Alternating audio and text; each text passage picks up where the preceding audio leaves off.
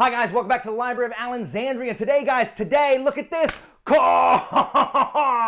handy dandy note cards, which means it is time for another tag video. And this one is, because it's July and you've seen everybody doing it, this is the Mid-Year Freakout book tag. And I'm excited about this one because this is the first tag that I have gotten to do multiple years. This was one of the earliest tags I did last year in July, same as last year. And I had not only read, I think, like 12 books up to that point in July, so I didn't have a ton to choose from. And most of them had been one book a month, the huge Malazan chonkers, and very few of those books had been new books to me. Most of them had been rereads. So I am super excited to see how my answers have changed. I have a larger pool to draw from. A couple of these answers I'm going to pull from kind of the end of last year, sorry. But this is, as my second year on BookTube, this will be the second time I am doing this. Now, I do not know who originated this tag. I will put down one of the early people who did this tag that other people have linked as the creator of this tag.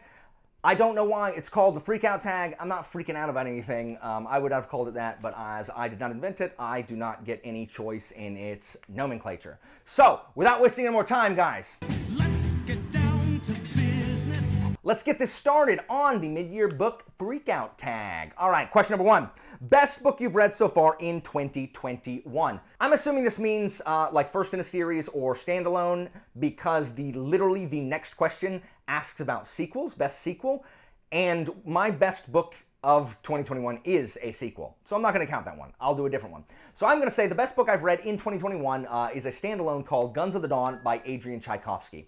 And I did not expect to love this book as much as I did, but I loved this book. After the travesty that was Promise of Blood in December on Shelf Space, where I did not enjoy it, myself and my friend Angela went on a quest. It is the best flintlock fantasy book that I have read. I love the Shadow Campaigns as a series, but this is a standalone and it is fantastic. It is a combination of Downton Abbey, Jane Austen book, and a Bernard Cornwell novel. The swamp is a character of its own. Tchaikovsky has a brilliant sense of place in kind of bringing that swamp where this war is taking place to life. Guns of the Dawn, if you have not seen my review, it's non-spoiler, you can go check that out. But Guns of the Dawn stars a noblewoman named Emily Marshwick, who is eventually drafted into the conflict between the Lascan kingdom, the monarchy, versus the revolutionaries of the what used to be a monarchy, but is now the Republic of Denland across the border. And Denland has gone to war with Lascan, and they have to keep throwing more troops at the war, and eventually they start drafting women.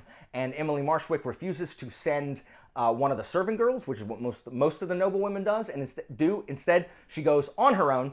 And so we watch her and the other women conscripted in the military, as well as the men there, and her brother-in-law is one of the officers there. And it is just such a sharp contrast between the kind of stuff that takes place in the town, you know, where they live at Grammarly, which is, you know, Downton, and it's very like, you know, Jane Austen, and there's this guy who ruined her family named Mr. Northway, who is simultaneously trying to ruin them, but also, you know, protect their family, and it's really interesting. But it's a sharp contrast between that and just the brutality and the raw violence of the swamp and the war. Tchaikovsky does not pull any punches. Once they get to the swamp, it's no holds barred.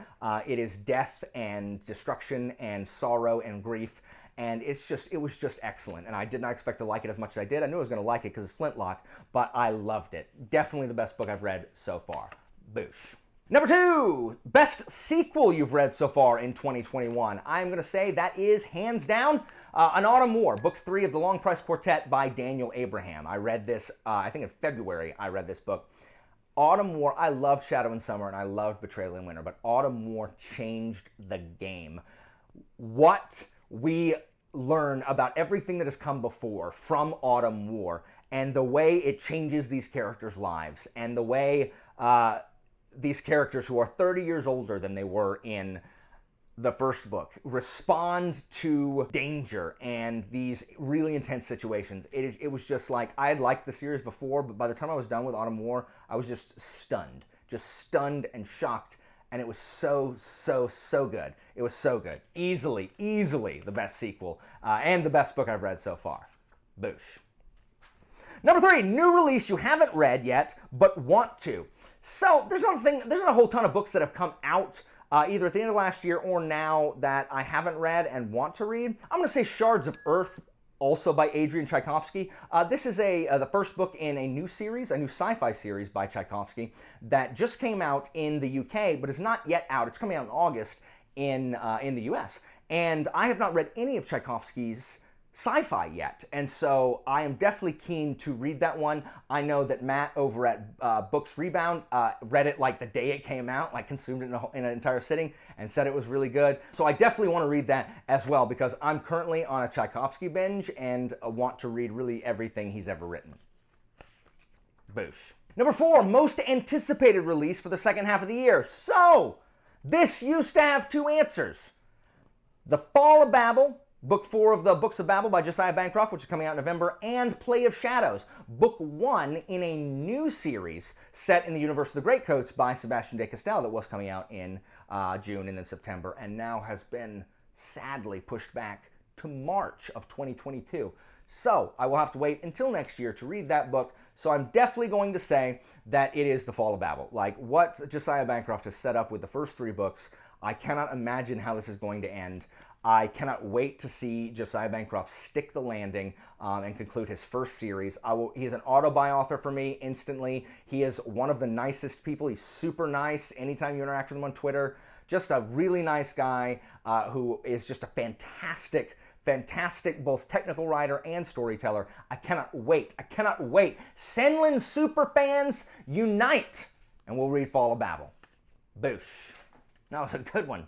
Number 5, biggest disappointment, and I am dipping into the tail end of 2020 to bring you the disappointment that was Promise of Blood, Book 1 in the Powder Mage trilogy by Brian McClellan. So, something has happened and sparked a burning fire of rage inside me, because I have been mentioning Brian McClellan and this book in pretty much the last 3 videos that I've filmed. I was so excited. It was the Shelf Space Book Club for December.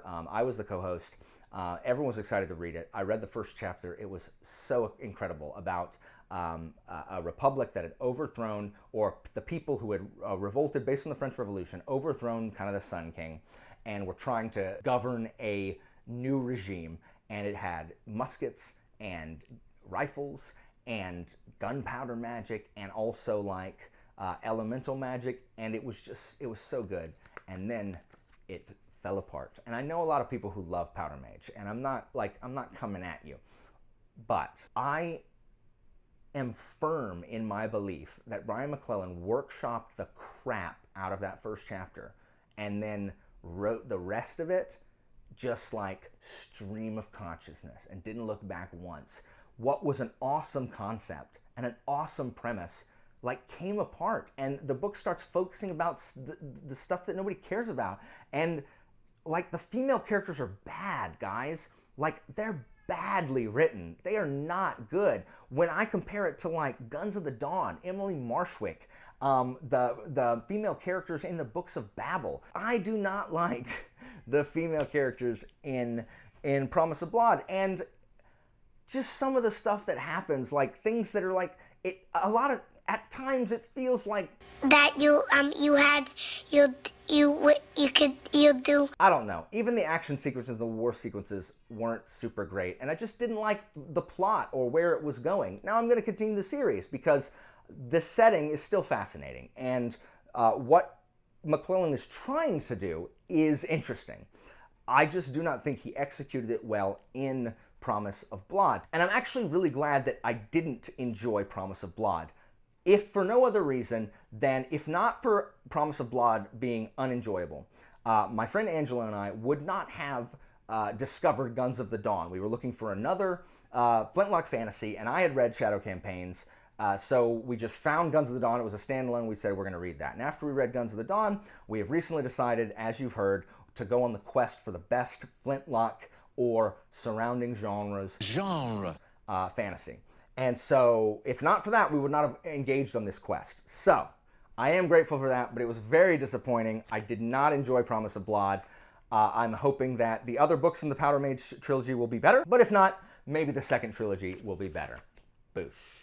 That was a good one. All right, number 6, the biggest surprise. This shocked me. The biggest surprise is Fireborn by Rosario Munda. This is a YA novel that I gave 5 stars. And I gave it 5 stars because there was something about it that I loved. Yes, it was tropey. It had some standard YA tropey stuff, but there was enough stuff that wasn't, and enough things that surprised me that I really, really enjoyed it. Like, I loved the relationship between the 2 younger characters, Lee and Annie, and I loved Atreus, who felt like this real kind of revolutionary, mysterious figure who was, having to make tough decisions. I loved it, and I was surprised at times. Things happened that I did not predict, which it was just really, really good. I loved the way, yes, there was a love triangle, but I really liked the way that it was written. And so there was a ton of like political intrigue and kind of what I was looking for in Promise of Blood with how do you run a new regime after you've overthrown the old one. I thought the politicking was better in Fireborn than it was in Promise of Blood. And so I really, really enjoyed it. I expected to enjoy it because my friend Elle, who got me to read it, who's pretty much gotten everybody to read it, she said that I was going to like it because of the things that I like in books. I did not expect to like it as much as I did. So that is definitely my biggest surprise. Boosh. Number 7, new favorite author or new to you. So my new favorite authors, there are a couple. Adrian Tchaikovsky, because I loved Guns of the Dawn, and I loved it so much to where I'm going to trust that it isn't a fluke, that the other books that he writes are going to be equally good, or if not better. Also, last year this year I read most of The Faithful and the Fallen, so John Gwynne. I love the way John Gwynne writes action, and I also love the way that John Gwynne, while he also uses tropes that we would expect to see in kind of adult epic fantasy, he plays with them to where they are different enough to distinguish themselves from being really kind of run-of-the-mill or cliched. I really like the way John Gwynne writes children. He writes them realistic while not being like, they're not like, really just adults in child's body. They're not like super geniuses. They're kids, and they make dumb mistakes like kids do, but he doesn't write them really whiny. He doesn't write them super annoying. He writes them just annoying enough as children would be. I think he's one of the better writers of children. And his battle scenes are, I've got a GoPro strapped on, super intense. Gwynne really skillfully writes these kind of conflicts between absolute good and absolute evil. This is Faithful and the Fallen is a very, in most places, white versus black conflict. And I'm not one of these people that needs everybody to be a shade of gray. Like, just completely good and completely bad is just boring. Like, I disagree with you strongly. I don't think it is. I don't need to see a morally ambiguous character. Sometimes I'm okay. In fact, me probably more than most, am completely okay with someone who's like, you know what? I'm the good guy. This is right. That's wrong. No, I'm not going to do that. I don't have a problem with that. And I also have less problem with the mustache-twirling villain. I don't have a big problem with, hey, guess what? I'm evil. Why are you evil? Because I want to be. Because I'm the bad guy. And guess what? I'm just the bad guy. Oh, look at that guy. Pfft, dead. Why'd you kill him? It's because I'm evil. That's fine. Like, as long as that can be taken to, a ludicrous level. I'm looking at you, the Commandant. But for the most part, I like, good, evil. There's nothing wrong with morally gray characters, but I don't think there's anything wrong with white or black, and I think it can be done really well, and I think Gwynne does. Another one of my new favorite authors is K.J. Parker. I just read his Folding Knife, and something about his acerbic, cynical writing style, writing about characters who have no powers other than brilliant intellect. K.J. Parker probably writes characters who are actually smart, like actually intelligent characters, not characters we're told that are intelligent, but characters we see be intelligent, better than any I've seen. Basso from The Folding Knife is one of the most brilliant characters in fantasy as far as his intellect is concerned. And we see exactly how he does it, and we see exactly his train of thought, and we believe that he is accomplishing the things he's accomplishing. And I can't wait to read kind of more in that vein and in that world, because everything I've read about Parker says that, the characters all share some kind of similarities, and so I'm excited for that. Boosh. Number 8, newest fictional crush. Why is this in here? Why is this in here? Was this written for 14-year-old girls? I have a crush on every boy. When y'all do this, like, does anyone ever have an answer for this one? Like, who's my fictional crush? You know what? Ben Barnes. It's freaking Ben Barnes from Shadow and Bone, because that's all I ever hear. Like, oh my gosh, Ben Barnes! I love Ben Barnes! Why don't I join the club and, join the rest of society? It's Ben Barnes. Ben Barnes is my newest fictional crush. And guess what? If you put Ben Barnes in a lineup with 5 other big-o-teed people, would not be able to tell you which one he is. But you know what? Boosh. Number 9, newest favorite characters. So I have several. Emily Marshwick, Guns of the Dawn, strong female character, does the right thing, deals with grief and loss, but in a strong, not fall apart way. She's better than most of the male cast of that book. She's a fantastic character. Basso the Magnificent, like I just said, one of the most brilliant characters I've ever read, and he's just so different. He's a sociopath. Morality is nothing. It is just like, what is going to get the most profit? What is going to give my bank the most economic boon? And that is what I'm going to do. What is going to earn our nation the most prestige? And that's the decision I'm going to make. Morality doesn't enter into it. He's just a brilliant, brilliant character. Definitely one of my new faves. Macquin from Faithful and the Fallen is pretty much everyone's favorite. I also like Veritas a lot. Like, their arcs I really, really like their arcs. Veritas I like more naturally. Macquin I like his whole arc. There are tons of characters from Red Rising that I like. Anybody with the last name Telemanis. I love Severo. Darrow's okay. I know, Albert. I know you're the #1 Darrow stan. I know he's your favorite. Darrow's pretty good. I like Mustang, Nero, the Jackal. And I also like Balasar Geis, the antagonist with the single purpose. I've never seen a more single-purposed antagonist than Balasar Geis from An Autumn War. And it's just so many good characters I've discovered this year. Like, I've read a lot of good books, y'all, with really good characters. Boosh. Do you know who's not a good character? Keenan from An Ember in the Ashes. Number 10, book that made you cry. I don't usually cry at books. I think last time I said something like, my heart was hurting, if that makes you feel any better. I don't normally cry at books, but there is one book that did make me cry this year, and that is Price of Spring, which is the 4th and final book of the Long Price Quartet. It is just beautiful and heartfelt and grief-ridden and sorrowful and hopeful. It ends so perfectly. Like, Abraham stuck the landing like almost no one I've ever seen. And everything that happens in kind of the denouement of this book is just so good, from the conversations had to the end of character arcs to the letters being written. It is so moving, and it was just so good. Like, thinking about, like, when I think about it, like, I've got goosebumps right now thinking about it, thinking about how that book ends. It's so good, and it's so good. It's so good. Oh yeah, it definitely moved me to tears. Boosh. All right, number 11, book that made you happy. Like I said, last year I said Guards. This year I'm going to say Discworld. Anytime I'm reading a Discworld, a Discworld book, I'm happy. It is so nostalgic for me. And Vimes, and this time it's Night Watch. I'm going to say Night Watch, which is book 6 of the City Watch books. Anytime I'm hanging out with Vimes and Carrot and Angua and Detritus and, Nabi and Colin, I'm never not smiling when reading the Watch books. These characters are some of my favorite characters in all of fantasy. If you watch my top 10 fantasy protagonist list, Samuel Vimes is my favorite character ever in any book.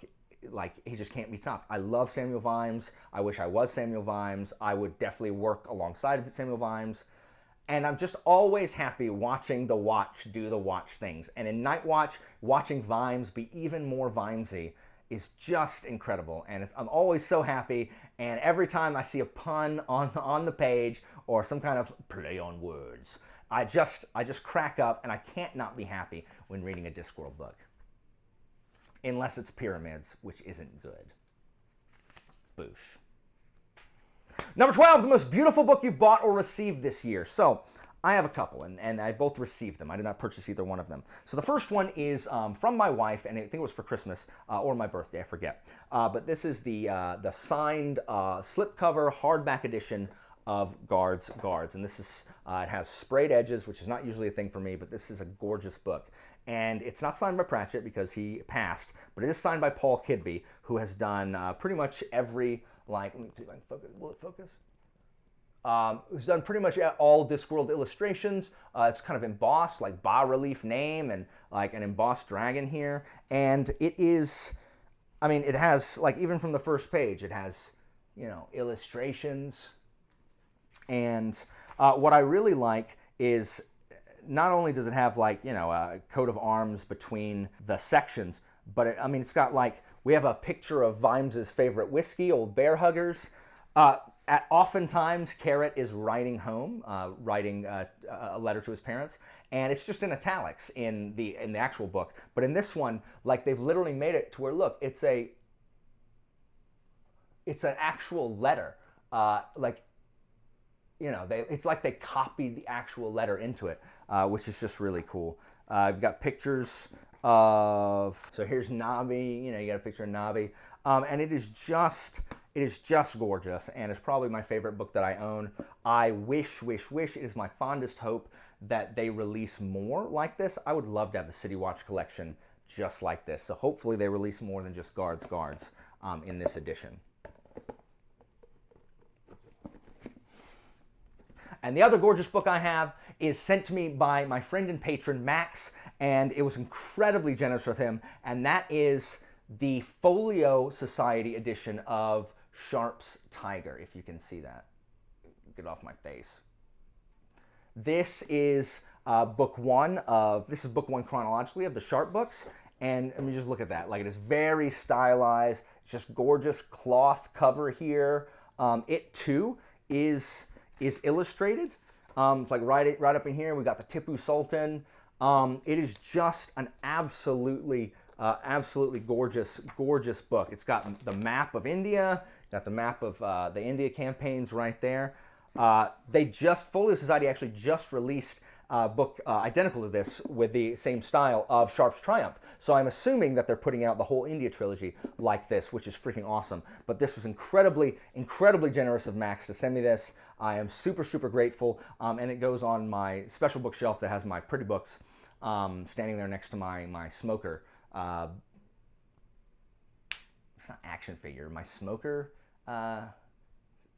character, my smoker figurine from One Piece. Not like, you know, like, but like smoker. So yes, this is a gorgeous book. Thank you so much, Max, for this. Now, having these two in my possession, my final hope is to acquire the Folio Society Mort or Small Gods, which are the only Discworld books that the Folio Society has produced. And they are, of course, sold out. It makes me so sad that this kind of like underworld market of valuable books has been created, because you can buy both Small Gods and Mort, as well as the Subterranean Press Senlin books on eBay. If you want the 3 Senlin books, and I should have bought Hod King while I had the chance. Like, I was gonna buy it, but I just started BookTube, and I'm like, that's a lot of money to spend on a book. I'd buy it in a heartbeat now, but lost my chance. But if you want to buy the 3 Senlin books that are gorgeous Subterranean Press books, you can get all 3 of them for $2,000 on eBay if you want. With Mort, the Folio Mort and Folio Small Gods, they're sold out, because of course they are. And on eBay, like, people ask ridiculous prices for these. Like, I missed one where it popped up, like, I get notifications on my phone that are like, hey, here's someone putting this up for sale.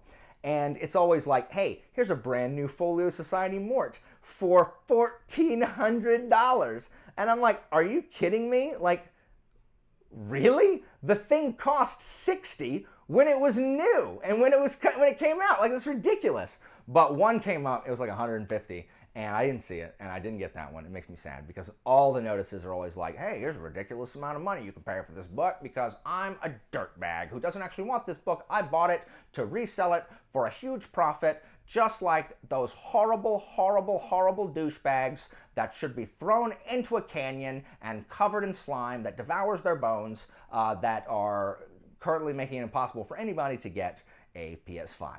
All of those people, awful human beings. So, that's neither here nor there. But I am going to. Folio or Subterranean Press is going to release Fall of Babel. It's going to release the 4th book, and I'm going to grab it.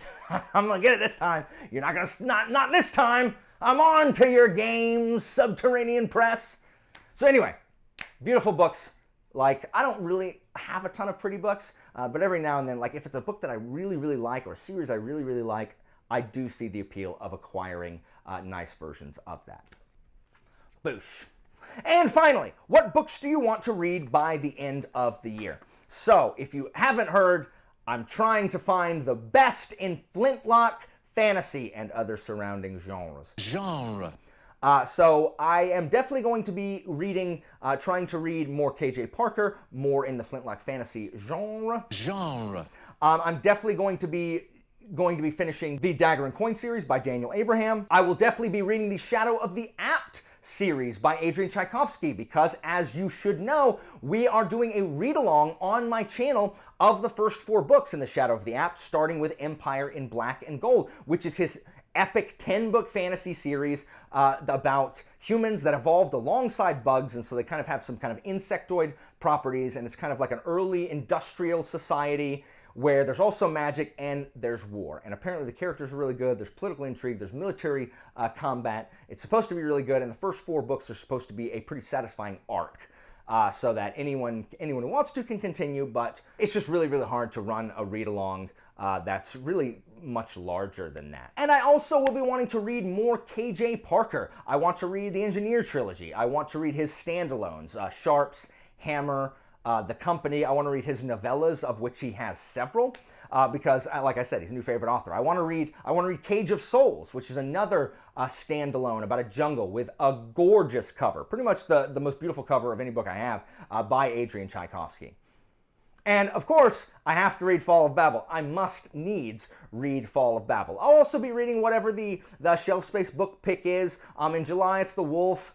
In August, it's Dark That Dwells. In September, it's Hyperion, and then in October, it's Guards. Yes, Dr. Philip Chase reading Guards. So, and of course, this is, in addition to any of the other things that kind of strike my fancy, or I lose a bet, I'm forced to. I have to read Six of Crows before the end of the year because I did, lose a challenge, so I still gotta take that punishment at some point. So guys, if you have not done this, please consider yourself tagged. Please do this. I always like to see, where people stand in the middle of the year.